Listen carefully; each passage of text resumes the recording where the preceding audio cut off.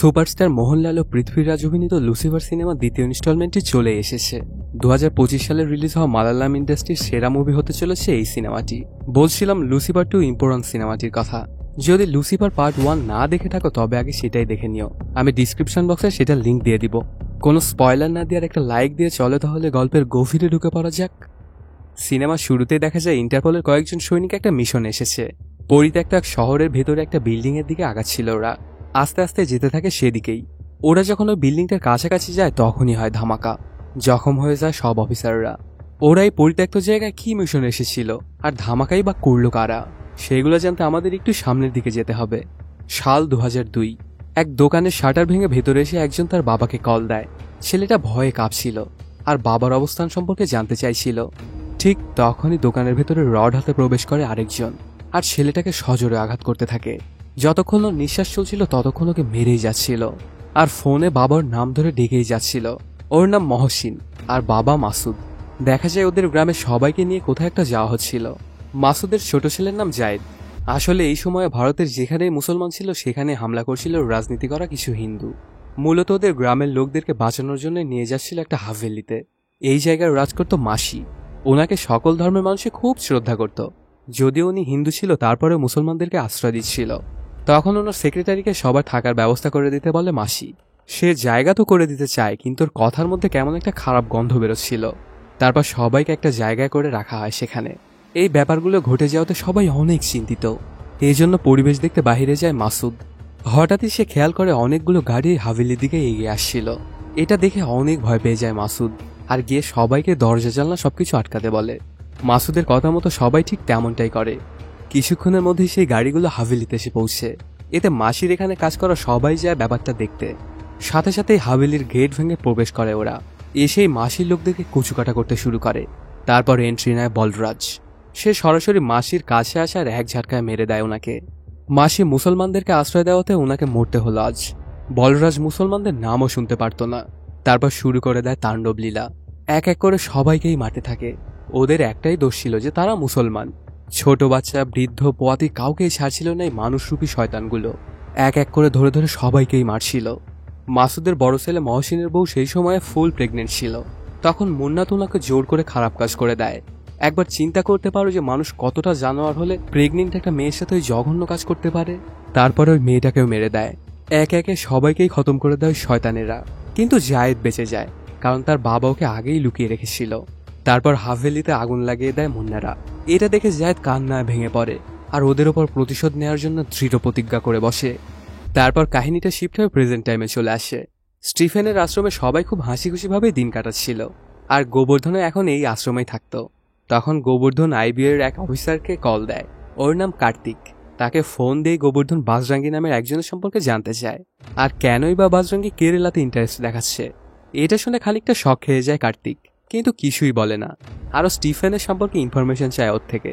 এই বাজরাঙ্গি আসলে কে আর কেরালায় তার কাজ কি সেগুলো একটু সামনের দিকে গিয়ে জানতে পারা যাবে। স্টিফেনের দেশ ছাড়ার 5 বছর পার হয়ে গেছে। আইএফ পার্টি অফিসে আন্তাপা নামের এক নেতা ইস্তফা দিতে চায়।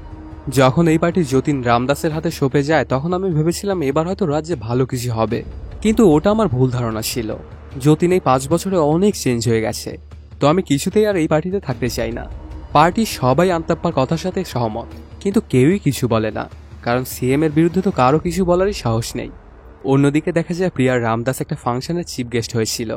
এটা আসলে মেয়েদের অধিকার নিয়ে করা একটা সেমিনার। খুব সুন্দরভাবে ওর বক্তব্য শেষ করে প্রিয়া। আসলে ওর ওই বক্তব্যটা লিখে দিয়েছিল প্রিয়ার মেয়ে। অন্যদিকে দেখা যায় এএসএম পার্টির একটা জনসভা হচ্ছিল যেখানে চিফ গেস্ট ছিল চন্দ্রন নামের এক নেতা। এএসএম পার্টিটা আইইউএফ এর চেয়েও অনেক বড় মাপের। তিনি জানায় যে কেরালা নিয়ে ওদের পার্টি একটা বড় মাপের পদক্ষেপ নিতে যাচ্ছে। তবে কি পদক্ষেপ নিতে যাচ্ছে সেটা সম্পর্কে কিছুই জানায় না। আর প্রিয়া তার সেমিনার শেষে ফেরার পথে এই জনসভা হওয়াতে সে সবকিছুই শুনে যায়, কিন্তু কিছুই বুঝে উঠতে পারে না। সেখান থেকে সোজা বাড়িতে চলে আসে প্রিয়া। এসেই ওর ভাই যতীনকে বাড়িতে দেখতে পায়। সিএম হওয়ার পর থেকে যতীন আর এই বাড়িতে থাকতো না। প্রিয়া মনে করেছিল যে তার সাথে এমনি দেখা করতে এসেছে যতীন, কিন্তু যতীন এসেছিল অন্য মতলবেই। কালকে আমার একটা বড় মাপের জনসভা আছে, তো আমি কালকে বড় মাপের একটা সিদ্ধান্ত জানাতে চাচ্ছি সবার সামনে। যেটাই হয়ে যাক না কেন, তুমি আমার বোন, তো তুমি আমার বিরুদ্ধে কিন্তু কোনো কথাই বলবে না। যতীনের মুখে এমন কথা শুনে খানিকটা থমকে যায় প্রিয়া। তারপর নিজেকে সামলে নিয়ে বলে, সমস্যা নেই, যদি তুই বাবার দেখানোর রাস্তা মতো চলিস তবে কোনো সমস্যাই হবে না, আমি একটা কথা বলবো না তোর বিরুদ্ধে। এটা শুনে যতীন খানিকটা রেগে যায়। বাবার দেখানোর রাস্তা? আচ্ছা, একটা ছেলে কখন তার বাবার মুখে আগুন দিতে আসে না বলতে পারিস? হয়তো ছেলে বাবাকে ঘৃণা করে অথবা বাবা ছেলেকে ঘৃণা করে, আর আমাদের ক্ষেত্রে তো দুটোই সত্য। তো মোরাল অব দ্য স্টোরি, তুই আমার বিরুদ্ধে যাবি না, এটাই শেষ কথা। আর এই কথাটা তোর ভাই বলছে না, বলছে সিএম। পরদিন যতীন এসে পৌঁছে সেই জনসভায়। সবাই তো যতীনকে অনেক ভালোবাসত। বক্তব্য দিতে দিতে হঠাৎই বলে ওঠে, আমি আর আইইউএফ পার্টির সাথে নেই। আজ সবার সামনে আমি এক নতুন দল ঘোষণা করলাম, যেটার নাম হবে আইইউএফ পিকেআর। সামনের নির্বাচনে আমি এই দল থেকে লড়ব আর জিতবও। আপনারা আমার সাথে আছেন তো? ওর মুখে এমন কথা শুনে সবাই অবাক হয়ে যায়। কেন যতীন এমন কাজ করছে, ওর উদ্দেশ্যটা কি? তখনই সেই জনসভার জায়গায় একটা হেলিকপ্টার এসে ল্যান্ড করে। এই হেলিকপ্টার করে এসেছিল বাবা বাজরাঙ্গি। আসলে যতীনের আমন্ত্রণে বাবা বাজরাঙ্গি এখানে এসেছিল। তবে কি, এটা তো দেখছি বলরাজ, যাকে সিনেমার প্রথমেই দেখা গিয়েছিল মুসলমানদের সাথে জানোয়ারের মতো আচরণ করতে। আসলে এখন থেকে আইইউএফ পিকেআর বাজরাঙ্গির এএসএ পার্টির সাথে হয়ে কাজ করবে। এই ব্যাপারটা কেউই যেন মেনে নিতে পারছিল না, কারণ এএসএম পার্টি ধর্ম ব্যবসা করত, ধর্মকে পুঁজি করে ওদের রাজনীতি। এই ব্যাপারগুলোতে পুরো কেরালার মানুষেরই সমস্যা হতে চলেছে। তো প্রত্যেকবারের ন্যায় এবারও গোবর্ধন লাইভে গিয়ে ব্যাপারটা মানুষকে বোঝানোর চেষ্টা করে। সাথে স্টিফেনকেও দেশে এসে কেরালা তার মানুষদেরকে বাঁচিয়ে নিতে বলে আবারও। কিন্তু স্টিফেন কোথায়? দেখা যায় সেনেগালের একটা পোর্ট। ইন্টারপোলের একটা এজেন্ট আছে ওদের সাথে, ওর নাম রবার্ট। ওকে সাথে নিয়ে একটা কনসাইনমেন্ট করতে যাচ্ছিল একদল গুন্ডা। এই খবরটা ইন্টারপোলে যেতে খুব একটা সময় লাগে না। আসলে ওই দল গুন্ডা কাবুগা কার্টেলের অংশ। নিজেদের এজেন্টকে বাঁচানোর জন্য ইন্টারপোলের অফিসাররা সেনেগাল গিনি বর্ডার অপেক্ষা করছিল। পুরো দলবল নিয়ে প্রস্তুতির সাথে এসেছিল ইন্টারপোল। এই মিশনের দায়িত্ব পড়ে এজেন্ট মেনুইনের কাঁধে। ওরা জায়গা মতো পজিশন নিয়ে অপেক্ষা করছিল, কিন্তু কাবুগারা ওদের অবস্থান জানতে পেরে সেই রোড ব্যবহার করে না, আর মরুভূমির ভেতর দিয়ে যেতে শুরু করে, যেন তারা ইন্টারপোলের হাতে ধরা না পড়ে যায়। ঠিক তখনই ওদের উপরে বড়সড় একটা অ্যাটাক হয়। 3টা যুদ্ধ হেলিকপ্টার নিয়ে অ্যাটাক করা হয়েছিল। এক নিমিষেই প্রায় সবাইকেই মেরে দেওয়া হয়। তারপর পরই এন্ট্রি নেয় স্টিফেন ওরফে লুসিফার ওরফে আব্রাম কুরাইশি। ওকে আসতে দেখে রবার্ট বলতে শুরু করে, আমি ইন্টারপোল এজেন্ট, এরা আমাকে ধরে রেখেছিল, তো প্লিজ আমাকে বাঁচিয়ে নেন। কিন্তু ওর কথার কোনো সত্যতা পায় না লুসিফার, আর এক ঝাটকায় ওকে মেরে দেয়। রবার্ট মারা যাওয়ার এই খবরটা ইন্টারপোল পর্যন্ত যেতে খুব একটা সময় লাগে না। আর এই কেসটা ইনভেস্টিগেট করার জন্য দায়িত্ব দেওয়া হয় মেনুইনকেই, কারণ রবার্ট ওর কলিগ সাথে সাথে খুব ভালো বন্ধুও ছিল। আর মেনুইনকে এই কেসটা সম্পর্কে সকল তথ্য দিতে বলে বরিস নামের আরেকজন এজেন্টকে। মেনুইন যাই করবে সেগুলো বরিসের থেকে শুনেই করতে হবে, মানে এই কেসের জন্য মেনুইনের বস থাকবে বরিস। যেহেতু লুসিফার ওদের এজেন্টকে মেরেছে, তো লুসিফারের গ্রুপই হবে ইন্টারপোলের নতুন টার্গেট। লুসিফারের গ্রুপের নাম কোরাইশি আব্রাম নেক্সাস। সাথে সাথে চাইনিজ নতুন একটা গ্রুপ সম্পর্কেও জানায়। লুসিফারের গ্রুপের থেকে অনেক বড় একটা গ্রুপ হচ্ছে সেন্টায়ার্ড। ওদের দুই গ্রুপের মধ্যে দ্বন্দ্ব চলে আসছিল অনেক দিন ধরে, তো শত্রু তো বন্ধুই হয়। হয়তোবা সেন্টায়ার্ড থেকে কোনো রকমের কোনো হেল্প পাওয়া যেতে পারে কে একে ধ্বংস করার জন্য। সেখান থেকে ব্রিফিং শেষ করে বাড়িতে এসে পৌঁছে বরিস। ওর বুক শেলফের পেছনে একটা গুপ্ত কামরায় যায় সে, আর লুসিফারকে কল দিয়ে সবকিছু খুলে বলে। আসলে বরিস লুসিফারের জন্যই কাজ করত। এদিকে গোবর্ধন কার্তিকের থেকে কে এ সম্পর্কিত সব তথ্যই পায়। সাথে কার্তিক ওকে একটা পেন ড্রাইভ দেয়, যেটাতে কে এ সম্পর্কিত সব ইনফরমেশনগুলো ছিল। বাড়িতে এসে গোবর্ধন চেক করতে শুরু করে সেই পেন ড্রাইভটা। ওদের লিডারের হাতে একটা আংটি দেখে গোবর্ধনের পুরনো একটা স্মৃতি মনে পড়ে যায়। সে স্টিফেনের হাতেও ঠিক এইরকমই একটা আংটি দেখেছিল। তখন ওরা বুঝতে বাকি থাকে না যে কে এর সাথে স্টিফেনের তো কোনো না কোনো কানেকশন আছেই। আর সেটা জানার জন্য স্টিফেনের একটা লোকের কাছে আসে। স্টিফেনের সাথে কথা বলতে চায় গোবর্ধন। তখন সে গোবর্ধনকে আরেকজনের কাছে পাঠায়, সেই নাকি স্টিফেনের সাথে মাঝে মধ্যে কথা বলতো। সেখানে এসে গোবর্ধন জানায় যে সে স্টিফেনের সাথে কথা বলতে চায়। ঠিক তখনই লোকটা গোবর্ধনকে অজ্ঞান করে ফেলে, আর ওকে নিয়ে চলে আসে স্টিফেন যেখানে আসে। পুরো 5 বছর পরে দেখা হচ্ছে আবারও স্টিফেনের সাথে। তখন গোবর্ধন বলতে থাকে, তুমি কে, আর এই কে গ্রুপের সাথেই বা তোমার কি সম্পর্ক? আমাকে সব কিছু জানতে হবে। তবে স্টিফেন সেগুলো সম্পর্কে তেমন কিছুই বলে না। তুমি সময় মতো সবকিছু জানতে পারবে, আর আমার কিছু সাহায্য দরকার তোমার কাছ থেকে। কেরালার এখনকার অবস্থা ঠিক করতে হলে কাউকে না কাউকে তো আসতেই হবে। তো আমি আসবো, কিন্তু তোমার সাহায্য প্রয়োজন আমার। গোবর্ধন স্টিফেনের প্রস্তাবে রাজি হয়ে যায়। সে জানতো যে আর যাই হোক স্টিফেন রাজ্যের ক্ষতি চায় না, আর রাজ্যের ভালোর জন্য গোবর্ধন সবকিছুই করতে পারত। অন্যদিকে দেখা যায় যতীন কার্তিককে ডেকে পাঠায়, আর স্টিফেন কোথায় আছে সেটার খোঁজ নিতে বলে ওকে। এটা শুনে কার্তিক গোবর্ধনকে ব্যবহার করে স্টিফেনের ব্যাপারে ইনফরমেশন বের করতে চায়, কিন্তু যতীন এটা বুঝে উঠতে পারছিল না যে কার্তিক এত বড় একটা অর্গানাইজেশনের এজেন্ট হয়ে কেন গোবর্ধনের মতো ছোটখাটো একটা ট্রুথ সিকারের কথায় ভরসা করবে। কিন্তু কার্তিক জানায়, স্যার অনেক সময় আমরা যেটা জানি না সেটা গোবর্ধনের মতো ছোট মাপের মানুষই পায়। আর 5 বছর আগে স্টিফেন দেশ ছাড়ার সময় শেষবারের মতো গোবর্ধনের সাথে কথা হয়েছিল ওর সাথে। কার্তিক এটাও বুঝে উঠতে পারছিল না যে যতীন একজন সিএম হয়ে কেন সে স্টিফেনের মতো ছোট মোটো একটা প্রাক্তন এমএলএকে ভয় পাচ্ছে। আর যতীনের মাথায় তো বাবা বাজরাঙ্গির হাত আছে, তবে ওর কিসের এত ভয় স্টিফেনকে নিয়ে? তখন যতীন বলে, 5 বছর আগেও স্টিফেনের নাম ছাড়া কিছুই ছিল না, তারপরও আমাকে রাজ্যের সিএম বানিয়েছিল। তো যার ইশারায় সিএম হওয়া যায় সে ছোট মোটো কোনো লোক না। অন্যদিকে ইন্টারপোল স্টিফেনের খোঁজ পেয়ে যায়। 2 দিন পরে স্টিফেন একটা মিটিং করবে কাবুগা কার্টেলের সাথে। ওদের মিটিংয়ের জায়গা ইরাকের ক্যারাকোস নামক জায়গা। সাথে সাথেই মেনুইন তার দলবল নিয়ে বের হয়ে পড়ে ইরাকের উদ্দেশ্যে। কয়েক ঘন্টার জার্নির পরে ওরা সবাই চলে আসে ইরাকের ক্যারাকোসাতে। তারপর যে যার যার পজিশন নিয়ে নেয়। পুরো শহরটাই যুদ্ধের পর থেকেই পরিত্যক্ত, আর এখানেই হবে 2 দলের মিটিং। ওরা এই জায়গায় নজর রাখতে থাকলে হঠাৎই কয়েকটা গাড়ি এসে পৌঁছে। তারপর একটা গাড়ি থেকে বের হয় স্টিফেন, কিন্তু ইন্টারপোল কোনো ক্যামেরাতেই স্টিফেনের মুখ ধরা পড়ছিল না। আর স্টিফেন আস্তে আস্তে আগাচ্ছিল বিল্ডিং এর দিকে। হঠাৎই স্টিফেন পেছনের দিকে তাকায়, সাথে সাথে ইন্টারপোল ওর ছবিও পেয়ে যায়। স্টিফেনকে দেখে এমনটা মনে হচ্ছিল যে সে চাইছিল যে তার ছবিটা তোলা হোক। তারপর সেই বিল্ডিং এর মধ্যে প্রবেশ করে। কাবুগার লিডার তো স্টিফেনকে দেখেই এটা ওটা বলতে শুরু করে, এখন তোমার কি হবে, তুমি তো এখন আমার রাজ্যে। এটা বলে স্টিফেনের দিকে বন্দুক তাক করে। অন্যদিকে দেখা যায় বাহিরে ইন্টারপোল বরিসের অর্ডার অপেক্ষা করছিল, কিন্তু কোনোভাবেই বরিস ভেতরে ঢোকার অর্ডার দিচ্ছিল না। হঠাৎই ভেতরে গুলির আওয়াজ শুনতে পাওয়া যায়। এটাতে মেনুইন আর বরিসের কথা শোনে না, ওর কথা উপেক্ষা করে আগাতে যায় সেই বিল্ডিং এর দিকে। ঠিক তখনই হয় ধামাকা। মেনুইন সহ বাকি সবাই গুরুতর আহত হয়। যে দৃশ্যটা সিনেমার একদম শুরুর দিকে দেখা গিয়েছিল। পুরো বিল্ডিং একদম ধুলোর সাথে মিশে যায়। আর বিল্ডিং এর ভেতরে ছিল কে এর লিডার স্টিফেন। তো গোটা বিশ্বেই খবরটা ছড়িয়ে যায় যে মারা গেছে স্টিফেন। প্রিয়া যখন খবরটা পায় তখন একদমই ভেঙে পড়ে। স্টিফেনকে সে নিজের ভাইয়ের মতোই দেখত, কি করবে সে কিছুই বুঝে উঠতে পারছিল না। এদিকে হাসপাতালে ভর্তি করা হয় মেনুইনকে। তখন বরিস এসে জানায় স্টিফেন মনে হয় রবার্টকে মেরে ভুল কিছু করেনি, কারণ রবার্ট ছিল ডাবল এজেন্ট, আর কাবুগা কার্টেলের সাথে কাজ করতোই রবার্ট। তো ওকে মেরে মনে হয় আমাদের কাজ সহজই করে দিয়েছিল স্টিফেন। তারপরেও মেনুইনের কানে যেন এসব কথা কিছুই ঢুকছিল না, আর সে কিছুই বিশ্বাস করে না। যদিও তাকে প্রমাণস্বরূপ ছবি দেখানো হয় তবুও সেটা মানতে নারাজ। চলতি সরকার নিডামপল্লিতে একটা ড্যাম বানাতে চায়। এটা করলে নিডামপল্লির দুর্ভোগ আরও বেশি হবে। এই জন্য সেটার বিরোধিতা করার জন্য একটা সমাবেশের আয়োজন করা হয় ওই জায়গায়। সেখানে চিফ গেস্ট হিসেবে থাকার কথা ছিল প্রিয়ার, কিন্তু প্রিয়া সেখানে যাবে না বলে জানায়, কারণ সেখানে গেলে চলতি সরকারের বিরোধিতা করা হবে। আর এই রাজ্যের সিএম হচ্ছে যতীন। তো প্রিয়া যদি নিডামপল্লিতে যায় তবে সরাসরি যতীনের বিরোধিতা করা হবে, আর সে তার নিজের ভাইয়ের বিরোধিতা কোনোভাবেই করতে পারবে না। ঠিক তখনই প্রিয়ার ফোনে একটা কল আসে। যতীন ফোন দিয়েছিল আর বলে যে নিডামপল্লিতে তুমি কোনোভাবেই যাবে না। তবে যতীন ভাইয়ের মতো রিকোয়েস্ট না করে সিএম এর মতো আদেশ দিচ্ছিল। এই জন্য প্রিয়া অনেক রেগে যায় এবং সেখানে যাওয়ার সিদ্ধান্ত নেয়।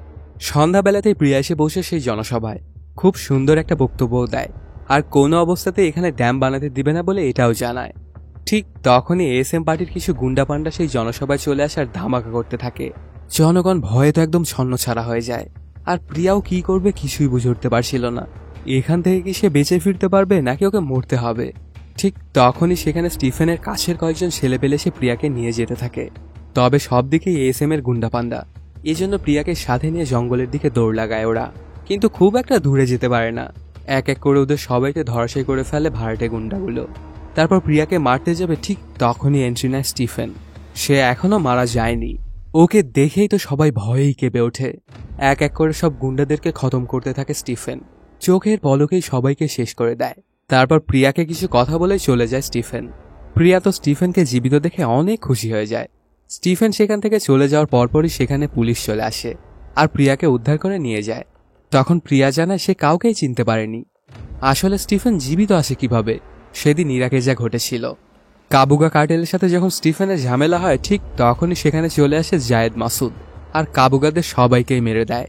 শেষে ওদের লিডারকে নিজ হাতে মারে স্টিফেন। তারপর এক গোপন রাস্তা দিয়ে বেরিয়ে যায় স্টিফেনরা, আর রুমের মধ্যে 2টা ধামাকে রেখে যায়। সেটা কার্যকর হলেই পুরো পৃথিবী জানতে পারে যে মারা গেছে স্টিফেন। সেদিন রাতে স্টিফেন প্রিয়াকে বলেছিল যখন তুমি তোমার বাবার চেম্বারে যাবে তখন সেখানে 2টো ফাইল পাবে, আর সেগুলো পুরো পড়েই তারপরে তুমি দলের লোকজনের সাথে দেখা করতে যাবে। প্রিয়াও ঠিক তেমনটাই করে। ফাইল 2টো পড়া শেষে এসে উপস্থিত হয় পার্টি অফিসে, আর গিয়ে বাবার চেয়ারেই বসে। এটাতে পার্টির মেম্বাররা খানিকটা অবাক হয়, কিন্তু তেমন কিছুই বলে না। তখন প্রিয়া বলতে শুরু করে, আমি পার্টি জয়েন করতে পারি, তবে আমার 4টা শর্ত আছে। শর্ত 1, আমার পার্টিতে জয়নিংয়ের সব ফর্মালিটিস এখানে আর এখনই পুরো করতে হবে। শর্ত 2, আমি মেম্বার হয়ে না সরাসরি লিডার হয়ে পার্টি জয়েন করব। শর্ত 3, যখনই আমি পার্টিতে জয়েন করব ঘণ্টাখানেকের মধ্যে আমার নামে অনেকগুলো মামলা হবে। যখন এমনটা হবে তখন পার্টির সব মেম্বারকে আমার সাথ দিতে হবে। শর্ত 4, যখন আমি পার্টিতে যোগ দিব তখন এটার খুশি পালন করতে হবে পুরো রাজ্যেই, আর আমাকে বরণ করে নিতে হবে পিকেআর ভবনে। যদি আপনাদের শর্তগুলো মঞ্জুর থাকে তবে আমি পার্টি জয়েন করব, আর না হলে কোনো প্রয়োজন নেই। অন্য কোনো উপায় না থাকায় সবাই রাজি হয়ে যায় ওর প্রস্তাবে। পরদিনই পিকেআর ভবনে সমবেত হয় আইইউএফ এর ছোট বড় সকল নেতাকর্মীরা, আর বক্তব্য দিতে শুরু করে প্রিয়া। ঠিক তখনই ওর নামে অ্যারেস্ট ওয়ারেন্ট নিয়ে চলে আসে কয়েকজন অফিসার। প্রথমে তো ওদেরকে ঢুকতেই দিতে চাইছিল না নেতাকর্মীরা, কিন্তু প্রিয়া নিজেই ওনাদের ভেতরে ডেকে নেয়। প্রিয়ার নামে 4টা মামলা হয়েছে, একটাতেও বেল পাওয়া যাবে না তার। এজন্য প্রিয়াকে হাতে হাতঘড়ি পরিয়ে নিয়ে যেতে থাকে। এতে পুরো আইইউএফ যেন প্রিয়ার জন্য পাগল প্রায় হয়ে যায়, আর সবাই ওকে মনে প্রাণে লিডারও মেনে নেয়। চলে যাওয়ার সময় প্রিয়া মিডিয়ার সামনে বলে, অন্যায়ের বিরুদ্ধে দাঁড়ালে এর নতিজা এমনই হয়। ওরা আমার হাতে তো হাতঘড়ি পরাতে পেরেছে, কিন্তু আমাদের আশায় না। তো আমি অন্যায়ের বিরুদ্ধে লড়েই যাব যতদিন আমি জীবিত থাকব। প্রিয়ার মুখে এমন কথা শুনে পুরো রাজ্যই যেন প্রিয়ার ফ্যান হয়ে যায়। এদিকে এত সব কিছু ঘটে যাওয়াতে যতীন বাবা বাজরাঙ্গীর সাথে দেখা করতে বেরিয়ে পড়ে। মুন্নাও যতীনের সাথেই ছিল, আর কার্তিকও ওদের সাথেই যাচ্ছিল। কয়েকটা গাড়ি নিয়ে ওরা যাত্রা শুরু করে। ওদের গাড়িগুলো একটা শুনশান জায়গা দিয়ে যাচ্ছিল। হঠাৎই কার্তিকের ফোনে গোবর্ধনের কল আসে। সে জানা স্টিফেন মরেনি, এখনো জীবিতই আছে। এটা শুনে বড় মাপের একটা শক খেয়ে যায় কার্তিক। যতীনকে বলতে যাবে ঠিক তখনই বৈদ্যুতিক খুঁটি পড়ার রাস্তা ব্লক হয়ে যায়। এটাতে ওরা গাড়ি নিয়ে পিছাতে শুরু করে। ঠিক তখনই পেছন দিক থেকেও হাজারখানেক গরু এসে রাস্তা বন্ধ করে দেয়। দুই দিকেই ওদের রাস্তা বন্ধ। কি হচ্ছিল ওদের সাথে কেউই বুঝে উঠতে পারছিল না। এই জন্য কয়েকজন গাড়ি থেকে নামে। ঠিক তখনই অ্যাটাক হয় ওদের ওপর। স্টিফেনের দলবল চলে এসেছে। এক ঝটকায় সবাইকেই মেরে দেয় এবং যতীন আর মুন্নাকে ধরে নিয়ে চলে যায়। আর গাড়ির নিচে পালিয়ে কোনো মতো বেঁচে যায় কার্তিক। তারপর বাজরাঙ্গের কাছে এসে সবকিছু খুলে বলে। স্টিফেন এখনো মারা যায়নি, আর যতীন আগে থেকে স্টিফেনের কথা শুনলে কেমন জানি অনেক ভয় পেত। এসব কিছু শুনে অনেক চিন্তায় পড়ে যায় বাজরাঙ্গি, কারণ ওর ছোট ভাই মুন্নাকেও তো ধরে নিয়ে গেছে। অন্যদিকে দেখা যায় যতীনকে ধরে নিয়ে একটা রুমের মধ্যে আনা হয়। তারপর পরই সেখানে এন্ট্রি নেয় স্টিফেন, আর বলতে শুরু করে, 5 বছর আগে তোকে আমি ভালোর জন্য রাজ্যের দায়িত্ব দিয়ে গিয়েছিলাম, কিন্তু মাত্র 5 বছরে তুই কি থেকে কি হয়ে গেছিস। তোকে শুদ্ধ করতে হবে। কিন্তু যতীন ওর কথা শুনে ভয় তো পাচ্ছিলই না, আরও হুমকি দিতে থাকে স্টিফেনকে। তুই কাকে ধরেছিস তুই জানিস? রাজ্যের সিএমকে। আমার কিছু করে তুই দেশ থেকে পেরোতে পারবি না, তোকেও মরতে হবে। কিন্তু ওর কথার কোনোই গুরুত্ব দেয় না স্টিফেন, আর কল দেয় বাজরাঙ্গিকে। তারপর পরই ওর কথা শুনে স্টিফেনকে অনেক গালাগালি করতে থাকে বাজরাঙ্গি, আর বলে, আমি কে তুই জানিস? কার সাথে তুই পাঙ্গা নিচ্ছিস? তখন স্টিফেন বলে, জানি তুই বলরাজ পাটেল, আর তুই কিভাবে বলরাজ থেকে বাজরাঙ্গি হয়েছিস আমি সেটাও জানি। আর একটা কথা, যদি তোর ভাই মুন্নাকে জীবিত চাস তবে প্রিয়াকে কাল সকালের মধ্যেই ছাড়িয়ে দিবি। ওর নামে যেন কোনো প্রকার কোনো কেসই না থাকে। আর আমি একটা ঠিকানা দিচ্ছি, সেখানে সময় মতো চলে আসবি। অনেক বছরের হিসাব করতে হবে তোর সাথে। তারপর পর জায়েদকে কল দেয় স্টিফেন, আর বলরাজের সম্পর্কে বলে, সাথে তাড়াতাড়ি দেশেও আসতে বলে। বলরাজের সাথে ওর তো পুরনো একটা হিসাবও রয়েছে। কাহিনীটা আবারও 2001-এ চলে আসে। বলরাজের হাত থেকে বেঁচে পাকিস্তানে পাড়ি জমিয়েছিল জায়েদ। সেখানে ওদের একটা কমান্ডার ওদেরকে দেশের বিরুদ্ধে উস্কে দিতে থাকে। তবে জায়েদ তার দেশকে খুবই ভালোবাসত, আর তার দেশের বিরুদ্ধে সে কোনো কিছুই করতে পারবে না। সেই দলটা যখন জায়েদদের নিয়ে ক্যাম্পে যেতে থাকে ঠিক তখনই অ্যাটাক হয় ওদের গাড়িতে। বাচ্চাদের গাড়িটা বাদ দিয়ে সবগুলোই ধ্বংস করে দেয় ওরা। ওই সময় স্টিফেন ছিল জায়েদের মতো একজন এজেন্ট। তখন জায়েদের মুখে সব ঘটনা শুনে বলে যে আজ থেকে তোর প্রতিশোধ মানে আমার প্রতিশোধ, আর এতদিন পরে সেটাই পূর্ণ হতে চলেছে। পরদিনই জায়েদ চলে আসে দেশে। তখন স্টিফেন বলে, রহমতে যিনি খুশি তিনি খোদা, আর বদলায় যে খুশি সে মানুষ, আর আমরা তো মানুষ। কিছুক্ষণের মধ্যেই এক পরিত্যক্ত হাভেলিতে এসে পৌঁছে বলরাজ। আসলে এটা সেই 2002 সালের ওই হাভেলি যেটায় তাণ্ডব চালিয়েছিল বলরাজ আর তার ভাই মুন্না। এখানে এসেই মুন্নাকে বাধা অবস্থায় দেখতে পায় বলরাজ। ওর দিকে আগাতে থাকলে মুন্না বলছিল, ভাইয়া এদিকে এসো না। দেখা যায় মুন্নার পিঠে ধামাকা লাগানো। তারপরে মুন্নার কথা না শুনে বলরাজ আরেকটু সামনে আসলেই হয় ধামাকা, আর মুন্নার শরীর একদম ছিন্ন ভিন্ন হয়ে যায়। এটাতে অনেক কষ্ট পায় বলরাজ, আর অনেক চিল্লাচিল্লি করে খুঁজতে থাকে স্টিফেনকে। ঠিক তখনই এন্ট্রি নেয় স্টিফেন আর জায়েদ। ওকে দেখেই কয়েকজন যায় মারতে, কিন্তু স্নাইপারের শিকার হয়ে যায়। তারপর তাণ্ডব শুরু করে স্টিফেন আর জায়েদ। ওরা দুজনে এভাবে মানুষ মারছিল যেন এটা কোনো গেম। এক ঝাটকায় মেরে দেয় ওরা সবাইকে। এখন শুধু বাকি বলরাজ। তারপর ওকে গিয়ে ধরে জায়েদ, আর মুহূর্তের মধ্যেই ওকেও ধরাশায়ী করে ফেলে। তারপর পরে স্টিফেন একটা বন্দুক লোড করে জায়েদের হাতে দেয়। তখন বলরাজ বলে, আমাকে মারবি ঠিক আছে, কিন্তু কে তুই আর কেনই বা আমাকে মারছিস? তখন স্টিফেন বলে, জায়েদ আলী আহমেদ মাসুদ। তোর কি মনে পড়ে সেই 2002 রাতের কথা? সেদিন তুই যাদেরকে মেরেছিলি তারা শুধুমাত্র দোষ করেছিল যে তারা মুসলমান, আর এটাই সেই হাভেলি। এটা বলেই এক ঝাটকায় বলরাজকে মেরে দেয় জায়েদ। অন্যদিকে দেখা যায় বলরাজ মিসিং হওয়া তোর পার্টির লোকেরা পুরো রাজ্যে একদম হাঙ্গামা বাঁধিয়ে দেয়। এই ব্যাপারগুলোতে কার্তিক দেশ ছেড়েই পালাতে চায়, কিন্তু একজন ওকেও গিয়ে মেরে দেয় আর গিয়ে যোগ দেয় ওই পার্টির সাথে। এই ছেলেটাকে সেটা সম্পর্কে এখনো তেমন কিছুই জানা যায়নি। অন্যদিকে ছেড়ে দেওয়া হয় প্রিয়াদর্শনী রামদাসকে। জনগণ ওকে দেখে অনেক খুশি, পুরো রাজ্যে একদম পপুলার হয়ে গেছে প্রিয়া। আসলে এটা স্টিফেনেরই প্ল্যান ছিল। এদিকে দেখা যায় যতীনকে সমুদ্রের মধ্যে একটা জায়গায় আনা হয়। তখন স্টিফেন বলে, তোর কাছে দুইটা অপশন আছে। প্রথমটা, আইইউএফ এর সাধারণ একজন নেতা হয়ে প্রিয়াকে সাপোর্ট করবি সারা জীবন, আর দ্বিতীয়টা, আবারও তুই খারাপের দিকে যেতেই পারিস, তবে সেটা করলে তোকেও বাজরাঙ্গীর মতোই নিউজ হয়ে যেতে হবে। চয়েস ইজ ইয়োর্স, কি করবি তুই ভালো জানিস। তারপর ওকে হেলিকপ্টারে করে রাজ্যে দেওয়ার ব্যবস্থা করে। ঠিক তখনই বরিসের কল আসে, কিন্তু ফোনের ওপার থেকে অন্যজনই কথা বলছিল, আর বরিসের মাথায় বন্দুক তাক করা। সে বলতে থাকে, তুই যখন কাবুগা কার্টেলকে ধ্বংস করেছিস তখন তুই শান টায়ার্ডের সাথে পাঙ্গা নিয়েছিস। রবার্টকে তুই মেরেছিস, এর জন্য মরবে বরিস। আর কাবুগা আমার ভাইয়ের মতো ছিল, তো ভাইয়ের বদলে ভাই। সাথে সাথেই দেখা যায় যতীনের হেলিকপ্টারে ধামাকা হয় আর মারা যায় যতীন। এই লোকটাকে আর এর পরেই বা কি ঘটবে? এইসব প্রশ্নের উত্তর আমরা লুসিফারের 3য় ইনস্টলমেন্টে জানতে পারবো। সিনেমাটির পোস্ট ক্রেডিট সিনে দেখা যায় সাল 1981, বোম্বের একটা গলিতে কাউকে তাড়া করছিল কয়েকজন গুন্ডা। তারপরে বের হয় একজন। স্টাইল দেখে বোঝা যাচ্ছে এটাই স্টিফেন। ওর ইয়াং সময় কেমন ছিল? লুসিফার 3 তো আসবে এটা শিওর, তবে প্রেজেন্ট টাইমের স্টিফেনকে নিয়ে গল্পটা সাজানো হবে নাকি শেষে দেখানো ইয়ং স্টিফেনের কে গ্যাং বানানোর পেছনের গল্প নিয়ে, সেটা আমরা লুসিফার 3তেই জানতে পারবো। তো বন্ধুরা, কেমন লাগলো আজকের এই এক্সপ্লেনটি জানাতে কমেন্ট করো। আর যদি এখনো চ্যানেলটি সাবস্ক্রাইব না করে থাকো তাড়াতাড়ি সাবস্ক্রাইব করে নাও। দেখা হচ্ছে নতুন কোনো ভিডিওতে। Till then, সায়োনারা।